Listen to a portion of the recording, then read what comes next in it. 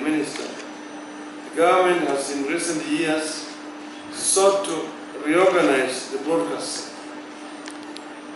In particular, we have moved to separate signal distributors from content providers. This measure will significantly revolutionize the industry in our country, as has already been eloquently stated. And it will certainly expand the employment opportunities for all creative and versatile content developers. And you saw when the staff of Star Times came on here on the platform to sing the national anthem, more than 50% were Kenyans.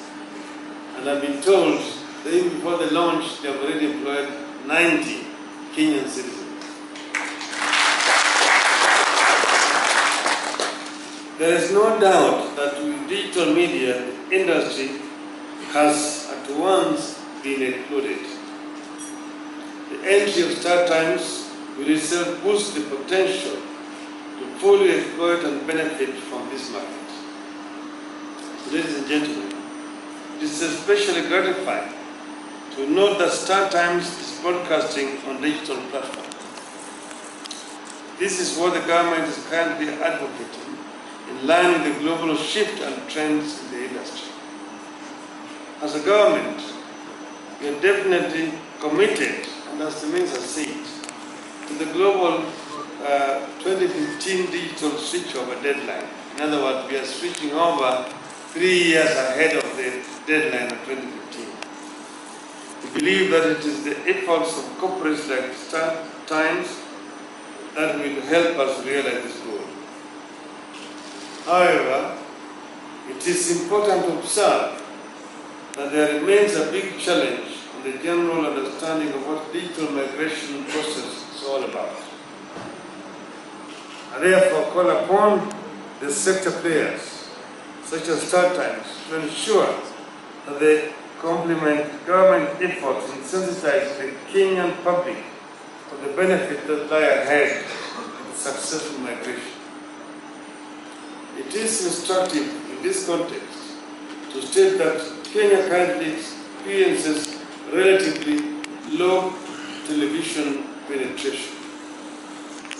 Indeed, it is telling that 70% of all television homes in Europe receive digital television, while less than 10% of television homes in Africa have access to digital television.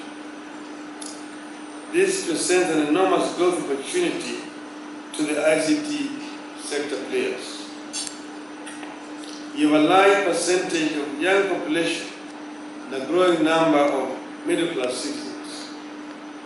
It is therefore commendable to see increased investor confidence in this sector here in Kenya as an effort to add value to the lives of the ever-discerning Kenyan public. Ladies and gentlemen, I should hasten to emphasize that the digital migration should not just be about migrating existing analog services. It must also be about exploiting the increased opportunities of digital television. These opportunities include employment creation, not just through the potential in developing a content-driven broadcast industry, but also through service distribution.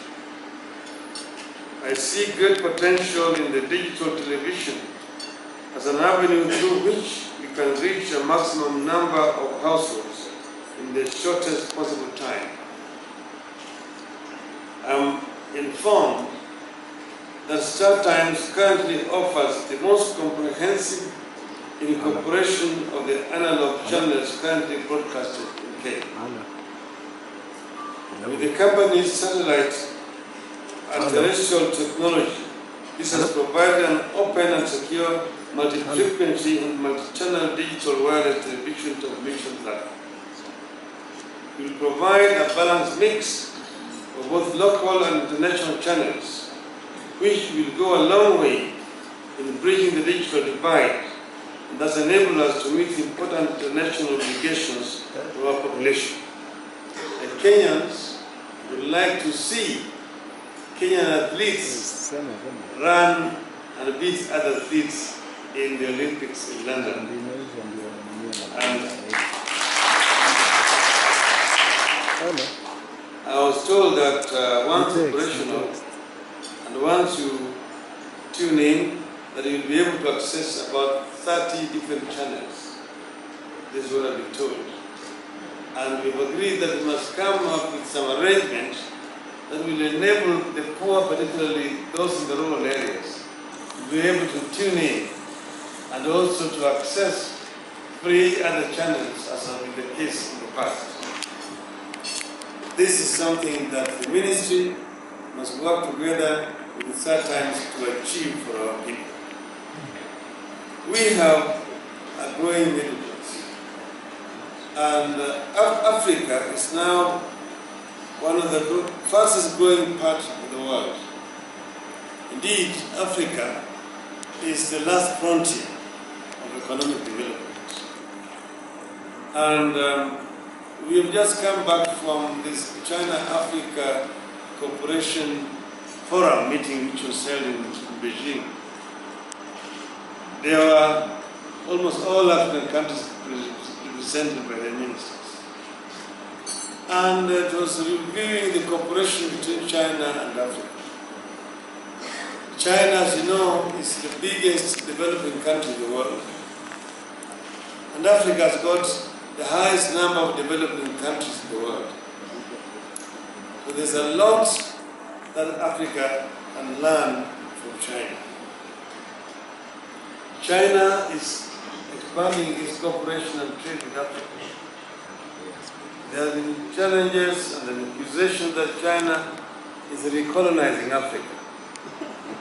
And we say no, even if they had wanted to, they could not do it. But I know that they don't want it.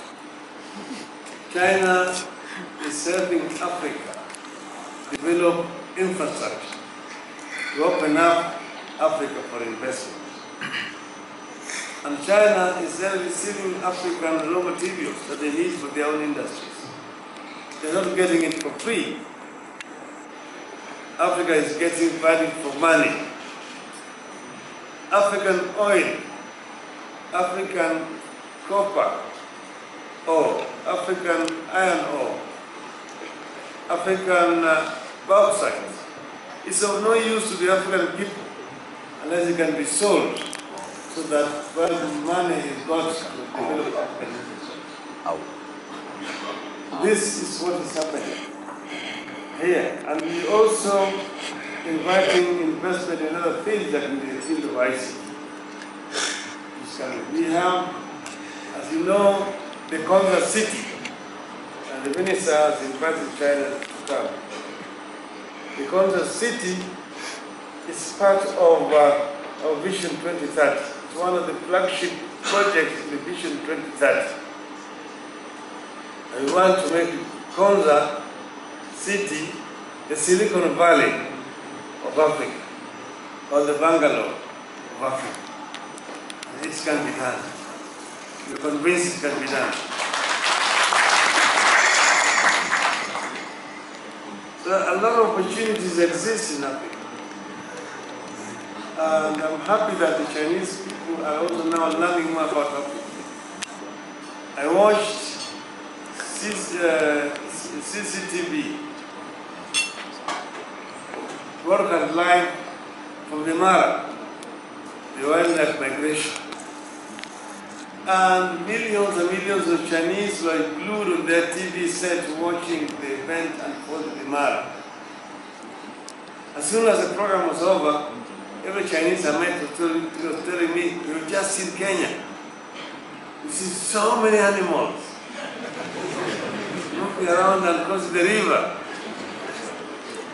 And they say it happens every year. I say, yes, it happens every year. They go and come back. So they're not worrying that they are crossing, going the other side. When they come back to Kenya, we call it the honeymoon season. They come to Kenya to race, to love each other.